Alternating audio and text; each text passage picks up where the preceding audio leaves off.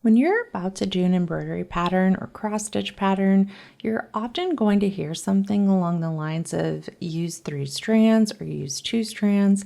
And this confuses a lot of people because when you look at embroidery floss as it is, like if we're just gonna pull this out, you're like, that is so thick.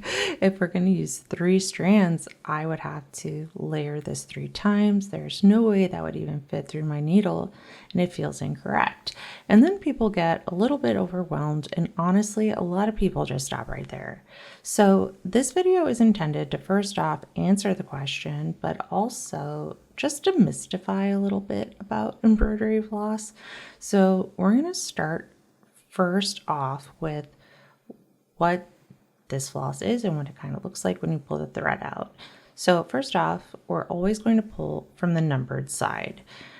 This can also help to push these little things together so that when you pull, things don't get tangled, and we're always going to pull from the numbered side. So let's snip this off, and this is the first part where people get confused.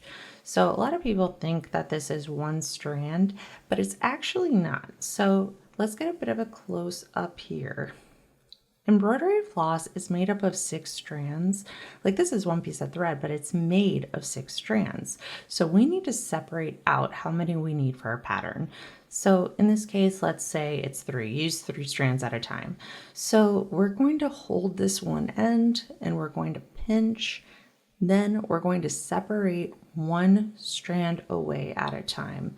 Definitely only do 1 at a time. If you do more than that, your likelihood of tangling is a lot more and it's really annoying.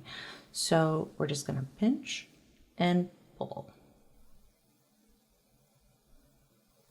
Okay, so now that we have our 3 strands, we're just going to put them back together. So here we go. When somebody says use 3 strands in your pattern, this is what they're talking about.